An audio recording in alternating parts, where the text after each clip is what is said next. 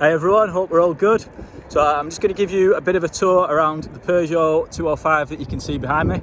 I've owned the car for the last 4 years and I think it's now time to pass it on to somebody else. So I'm going to give you a bit of a rundown about the car itself, tell you some of the positive things about it, some of the money that I've spent on it, where it's gone and how it performs. Also some of the negative things about it so that anyone that's coming to view it has got a full understanding of the sort of car this is. Now, it won't appeal to everybody. There are a couple of little cosmetic things that need doing, but overall, it's a pretty good car and I've loved owning it. So hopefully you'll enjoy this video. If you're interested in buying it, please get in touch. I'm going to be listing it in the usual places on eBay, etc. So please look out for the advert. So first of all, this is, of course, the 1.9 GTI. It's a D-Reg, first registered in 1987, and it's in my favourite colour, silver. The thing I like about this car is because it's an early 1.9, it is one of the original ones and it's got the Mark 1 dashboard, which just makes it feel that little bit more retro. It also benefits from being an early model in that it doesn't have things like ABS, it doesn't have power steering, so it really is a true driver's car. It really makes you think about driving, and it's just like driving a little go-kart around. Fantastic little car. Like I say, I've had it for 4 years. I've spent quite a lot of money on it in this time. And I'm going to talk you through some of the things that I've done to it since I first bought it. So when I first saw the car, it didn't look anywhere near as clean as this. The previous owner had done a few little bits and pieces to keep it in good running order, but it was wrapped in a matte grey and it wasn't a usual wrap, it had been sprayed on. So one of the first things I wanted to do was to try and get it back to factory silver. So I tried everything to try and remove this wrap, and unfortunately it did take some of the lacquer off. So I took the decision at that point to get it booked into a body shop and get it resprayed back to the original silver. And that's why it looks so good today. As well as giving the car a full respray, I've also looked after it mechanically, and it's had a full engine rebuild over winter in 2019 from specialist Peugeot 1. At the same time, they also reconditioned the gearbox and looked at a few other bits and pieces on the suspension just to make sure that it drives as good as it looks. Like I say, on the inside we've got the original phase 1 interior, so you've got the 2-spoke steering wheel and the boxy dashboard, which I really like. I have also got the original radio, which is kept at home with the original wiring loom as well, if you want to put it back in. Interior is also nice and clean, so back seats, very little wear on those at all, if any. And the carpets, again, nice original red. Underneath, you can see that, again, they've been kept in really good condition. Purists among you might want to restore this seat slightly. One of the bolsters has come out a little bit, but the main bit where you usually get some wear is in really good condition. Again, fabric's nice and clean, leather's nice and sharp. Passenger seats in even better condition, as you can see, along with the carpets in the front. Everything works as it should. We've got the clock working, we've even got the heated rear screen that works. There are a couple of elements that don't work towards the bottom, but it still clears it. All the instruments on the dash work as they should. One thing I do like is that it's got the original glass and everything apart from the windscreen. So all the side windows and even the sunroof, if you can see, has got the original registration number etched into it. So you might be wondering why I've not got this for sale for a much higher price. I know there are some nice original examples going for anything from 15 up to 30,000 plus. Well, one reason is the mileage. It has done over 150,000, although it has just had a full engine rebuild, so it's in fine mechanical health. It's had quite a few previous owners. I'm not sure exactly off the top of my head, but when I get home I'll check and I'll put that on the advert. But off the top of my head, I think it's around about 7 previous owners. So it's certainly not one for your sort of concourse classic car collector, but what it is a car to be enjoyed, a car to be driven, and a car to just drive. I just like driving it. One thing I'm going to do now is try and point out as many little defects as possible, just to keep everybody's expectations in check. There's nothing worse than going to view a car, getting carried away by what looks like a nice glossy finish, and then when you get it home you discover a few little imperfections. So like I say, there are 1 or 2 bits and pieces with this car. It has had a respray, so don't expect original factory paint. It is done to a really good standard. I don't know if the camera will pick up on this, but it's got a really nice shine to it. But there are a couple of little bits and pieces here and there if you look closer. So on the roof line here, you can see, again, it's not the perfect finish along there. So please bear that in mind.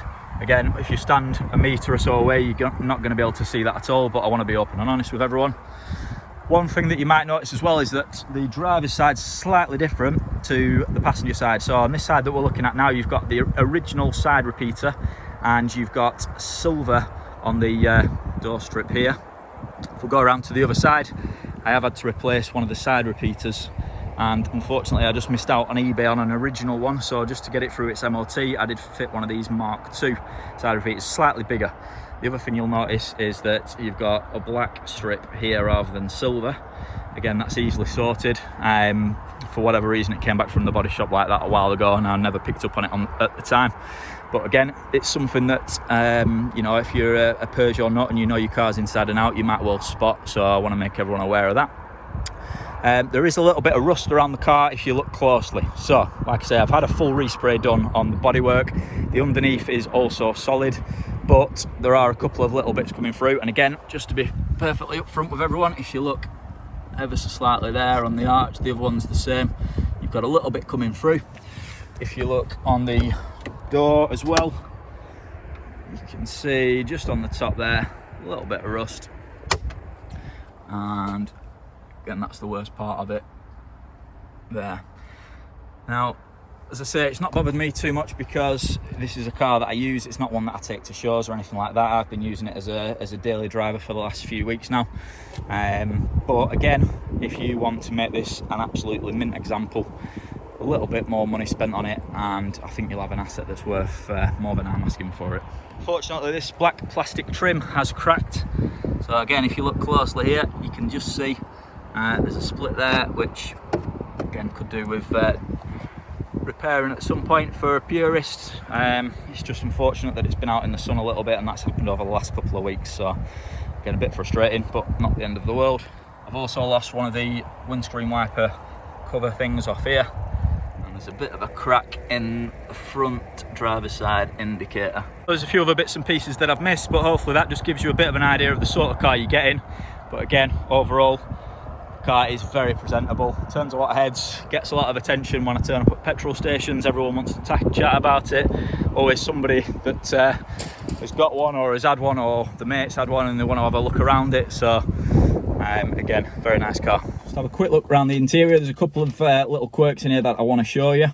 So it's the sunroof model, so you've got a nice dark headliner in here, but that comes back for a tinted sunroof.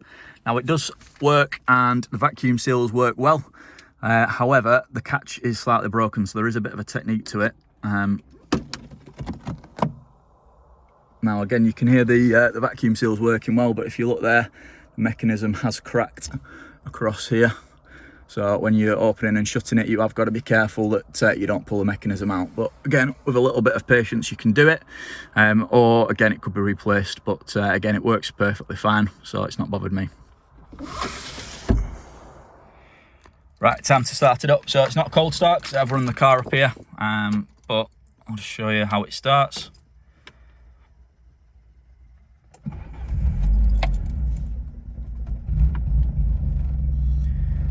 Again, nice idle, a little bit rattly being an old French car. It's 32 years old, but again, starts up nicely as you'd expect after a full rebuild. You've got the gauges all working as they should. Need a little bit of petrol, but we have got enough in there, so don't worry. But yeah, it's a nice place to be in. Like I said, it's very retro. Red carpets really shine through. Nice gear lever as well with all the red detailing on. One thing that we have got, even though we've not got all your mod cons from a driving point of view, we have got electric windows. So they work perfectly. Same on the other side. So, time to go for a drive.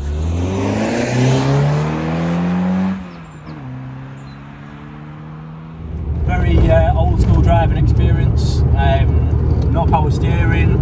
Suspension rolls around a little bit so you can really feel the car moving. Again, it's nice and tight. I've had the front suspension springs done when I first got it and took one off. Also sorted out the rear suspension for me when I had it in there just a few months ago. Everything feels fairly tight. I mean, like I say, it is an old French car, so it does rattle around a little bit, but at motorway speeds, fairly comfortable. Seats are nice and comfy as well. Got these nice bolsters, they do support you really well. So it's not anything like your modern cars in terms of how quick it is. But if you want something that's not too daft expensive, but a bit of an event to drive, puts a bit of a smile on your face, then this will be perfect. And because it's not a pristine model, you don't have to be too fussy with how you keep it either. It's not a car that you necessarily have to have a garage for if if you're bothered about that. If you want to drive at long distances and you're worried about getting it caught in the rain, it's not one of those cars that needs to be locked up in a garage. It's definitely one that's there to be driven.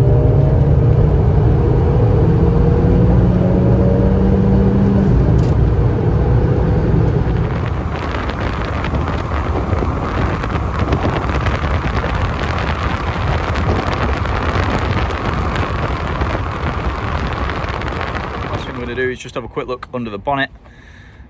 Not the tidiest of engine bays. This I think it's an airbox, just looks a bit scruffy, and that's the one thing that probably lets it down a little bit. I'm sure it'd be quite easy to get it recoated, but other than that, again, for the age, mileage of it, everything's nice and tidy under there.